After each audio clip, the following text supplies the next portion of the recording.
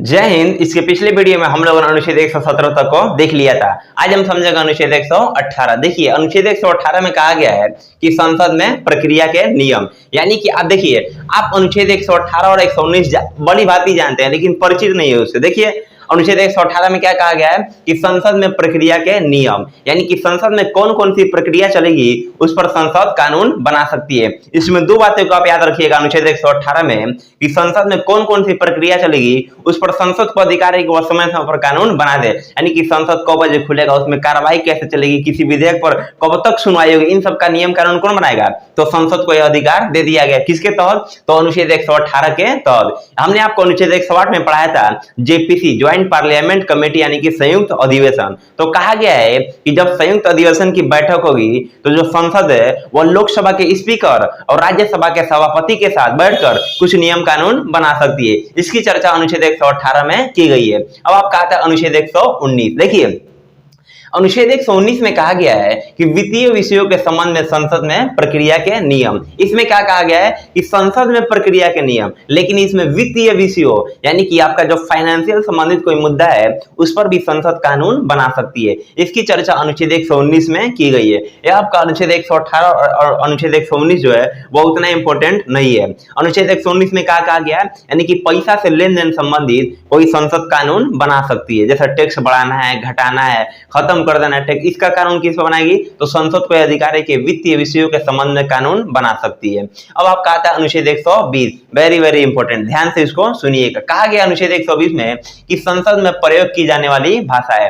अब आप कहीं पर भी चले जाइए ना, वहां पर भाषा का एक मेल जोल होता है, मतलब भाषा कौन सी बोली जाएगी इसका बहुत बोलबाला होता है। तो भैया संसद में फिक्स रहना चाहिए कि नहीं कि संसद में कौन कौन सी भाषाएं बोली जाएगी। अब आप ही सोचिए, ये रहा आपका संसद। अब संसद में मतलब जगह जगह के लोग चुन कर आते हैं, कोई महाराष्ट्र से आएगा, कोई गुजरात से आएगा, कोई कहीं और से आएगा, कोई तमिलनाडु से आएगा। तो भैया यहाँ पर एक आपका कोड रहना चाहिए कि नहीं। जैसे स्कूल में हम लोग जाते हैं तो ड्रेस कोड रहता है। अब पता चले कि ड्रेस कोड रह मत करे, कौन उठेगा तो हाफ पैंट और बंडी चलाएगा, कौन केहूंगा चलाएगा, तो ड्रेस कोड बना दिया जाता है ताकि सबको इक्वल समान दिखे।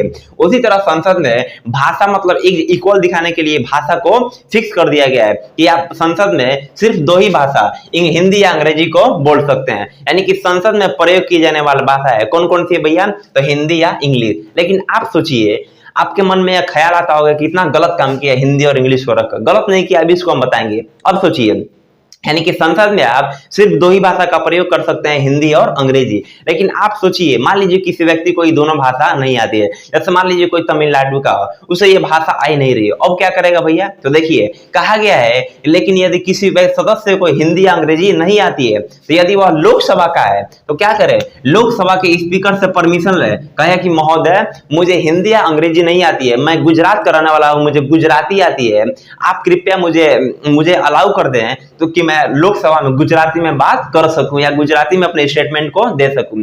तब जो लोकसभा के स्पीकर होंगे यदि उन्होंने कहा कि ठीक है, यदि उसे परमिशन दे दिया तो वह गुजराती का प्रयोग कर सकता है। या मान लीजिए कोई व्यक्ति है, वो राज्यसभा का सदस्य है और उसे हिंदी अंग्रेजी बोलना नहीं आता, उसे अपना क्षेत्रीय भाषा, जैसे मान लीजिए महाराष्ट्र का हो, महाराष्ट्र का क्षेत्रीय भाषा मराठी हो, उसे हिंदी अंग्रेजी नहीं आती है बल्कि उसे मराठी आती हो, तो राज्यसभा का है तो राज्यसभा के सभापति के पास जाएगा और कहेगा कि महाराज महोदय मुझे हिंदी या अंग्रेजी बोलना नहीं आती है, कृपया आप मुझे परमिशन दें और मैं मराठी को बोल सकूं। यदि सभापति ने कहा कि ठीक है आप मराठी बोल सकते हैं तो अब नो डाउट राज्यसभा मराठी को बोल सकते हैं। देखिए ऐसा क्यों कहा गया? अब सोचिए आप ही कि लोकसभा राज्यसभा में जगह जगह से चुनकर लोग आते हैं, यदि इन दोनों मतलब लैंग्वेज को फिक्स नहीं किया जाता तो सोचिए कितना गड़बड़ होता है। ये आपका स्पीकर और सभापति ना उसमें कमांड करते हैं। अब जगह जगह लोग चुनकर आते हैं, कोई तमिल बोलता है, कोई हिंदी बोलता है, कोई इंग्लिश बोलता है, कोई कन्नड़ बोलता, कोई मलयालम बोलता, कोई उड़िया बोलता, गड़बड़ जाता है। ये लोग कितना भाषा समझ पाएंगे? इसलिए भाषा को फिक्स कर दिया गया कि आप दो भाषा का प्रयोग करेंगे, लेकिन आपको नहीं आता है तो परमिशन ले लीजिए और बोलिए। लेकिन आप देखे होंगे कि स्टेटमेंट जब भी पढ़ा जाता है तो अंग्रेजी में ही पढ़ देते हैं, लिख के दिया जाता है, वो पढ़ लेते हैं लोग, समझ गए ना। तो इन लोग के मर्यादा का ख्याल रखते हुए इसमें सिर्फ दो ही भाषा हिंदी और अंग्रेजी को अलाउ किया गया। यदि ऐसा नहीं किया रहता तो ये पगला जाते लोग सुन सुन के, कौन मारता कन्नड़ में बोलता, कौन तमिल में बोलता, कौन अंग्रेजी में बोलता, कौन हिंदी, कितना भाषा समझेंगे लोग। इसीलिए संसद में प्रयोग मतलब दो ही भाषा प्रयोग की जाती है, हिंदी और इंग्लिश। समझ गए कि नहीं। इसकी चर्चा अनुच्छेद 120 में की गई है। कोई दिक्कत नहीं। अब आता है अनुच्छेद 121। देखिए अनुच्छेद 121 में क्या कहा गया है, इसको ध्यान से समझिएगा। अनुच्छेद 121 और अनुच्छेद 122 को ध्यान से देखिए। अनुच्छेद 121 में कहा गया है कि संसद में चर्चा नहीं होगी।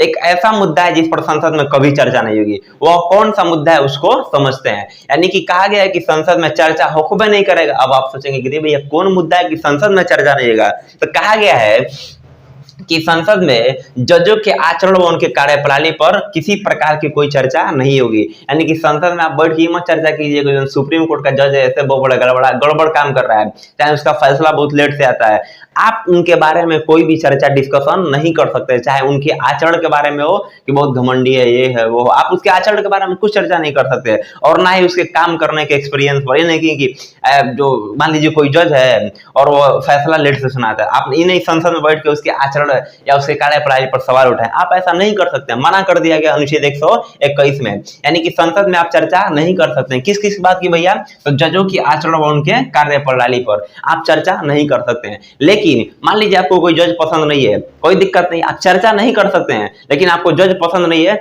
चुपचाप महाभियोग लाइए और उसे हटा दीजिए, खत्म, लतिया दीजिए उसको। यानी कि उसके आचरण पर सवाल मत कीजिए, लेकिन आप महाभियोग उस पर ला सकते हैं। समझ गया ना, महाभियोग को उस जज पर आप ला सकते हैं। यानी कि अनुच्छेद 121 में संसद को मना कर दिया गया है कि देख संसद, तू कोर्ट में देख संसद, तू ना जज के सवाल मत उठाना, यानी कि तुम कोर्ट में मत झांकना।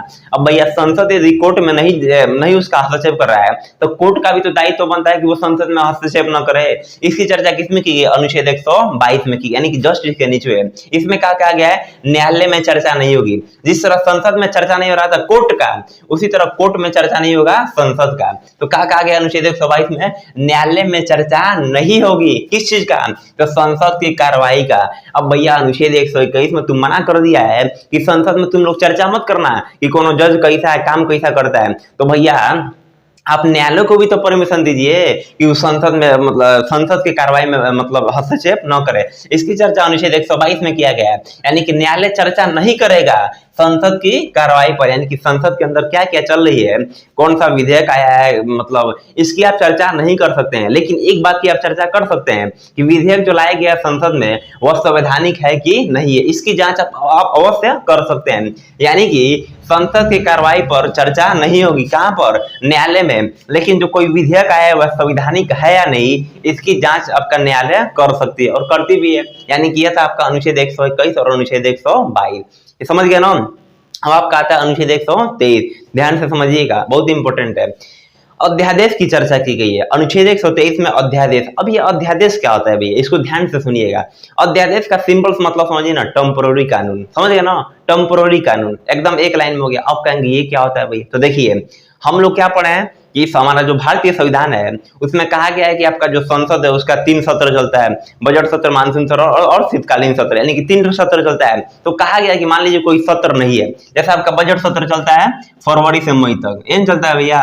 बजट सत्र जो चलता है वो फरवरी से लेकर कहां तक चलता है, मई तक चलता है। अब देखिए ये जनवरी में तो मान लीजिए फरवरी से मई तक चलता है, पता चला जनवरी में कोई भी सत्र नहीं होता है। आप देखिए जनवरी में कोई भी सत्र नहीं है, पता चला जनवरी में कोई सत्र नहीं है और अचानक कोई महामारी आ गया, चाहे अचानक कोई आपातकालीन आ गया और देश में कुछ कानून बनाने की एकदम आवश्यकता पड़ गई, तब क्या होगा भैया, और कानून बनाने का अधिकार संसद को है। उस समय संसद में कोई सत्र ही नहीं है, संसद एकदम खाली है, तो कानून कौन बनाएगा, तो इसकी चर्चा अनुच्छेद 123 में किया गया है, यानी कि अध्यादेश की चर्चा। तो कहा गया है कि जब संसद का कोई भी सत्र नहीं हो, यानी कि जब संसद का कोई सत्र नहीं चल रहा हो तथा आपातकालीन कानून की जरूरत हो, तब राष्ट्रपति साहब क्या करेंगे, मंत्रिमंडल का सिफारिश लेंगे और टेम्पररी कानून को बना देंगे। समझ रहे हैं ना। यानी कि मान लीजिए संसद का कौन सत्र नहीं चल रहा, संसद में पूरी तरह से बंद हो, 3 ही सत्र नहीं चलता है भैया, बजट सत्र, मानसून सत्र, शीतकालीन सत्र।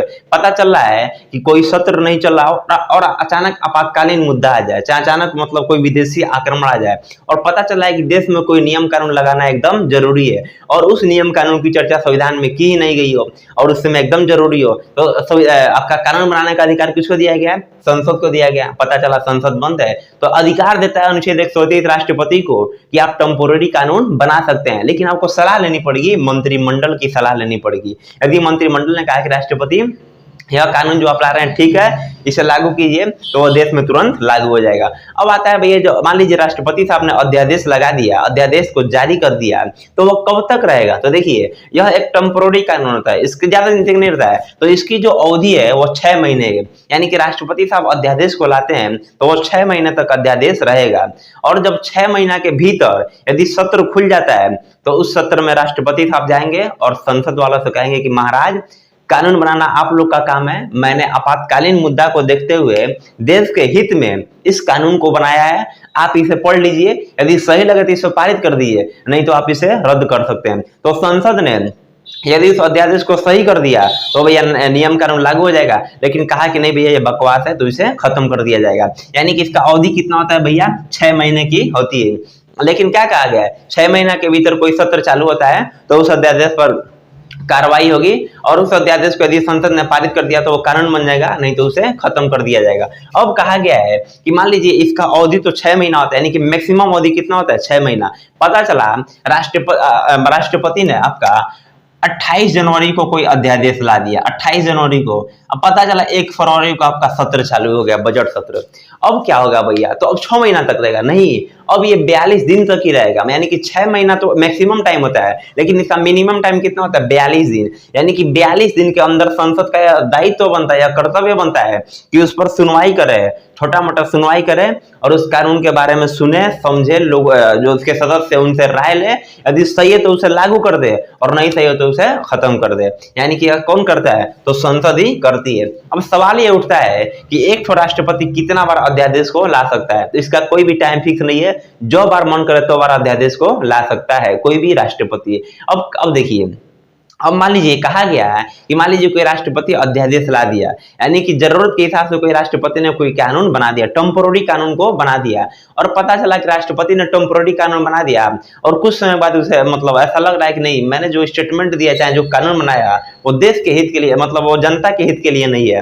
अब क्या किया जाए? तो संविधान उन्हें पावर देती है कि वो अपने स्टेटमेंट, यानी कि वो अपने नियम कानून को वापस ले सकते हैं, जब मर्जी में आए तो वापस ले सकते हैं। यानी कि राष्ट्रपति अध्यादेश कितनी बार ला सकते हैं भैया? अनंत। इसका कोई भी टाइम नहीं है, जितना बार मन करे उतना बार आप अध्यादेश को लाइए, और वापस ले सकते हैं, कभी भी वापस ले सकते हैं। पता चला कि वो 12 बजे कोई अध्यादेश ला दिए, और 12 बजे अध्यादेश ला दिए, मतलब कोई नियम कानून ला के देश में लागू कर दिए, और वो अपने भवन से निकल रहे हैं किसी दौरे के लिए, और उनका मन कर दिया कि रे चुट्टा बड़ा गड़बड़ काम कर दिए, बकवास स्टेटमेंट ला दिए, बकवास अध्यादेश ला दिए।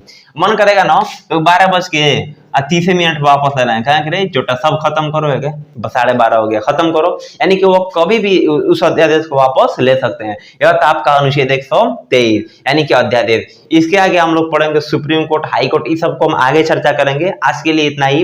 यदि हमारे वीडियो आपको अच्छी लगे तो वीडियो को लाइक कीजिए और हमारे चैनल को सब्सक्राइब कीजिए। मिलेंगे नेक्स्ट वीडियो में, तब तक के लिए जय हिंद।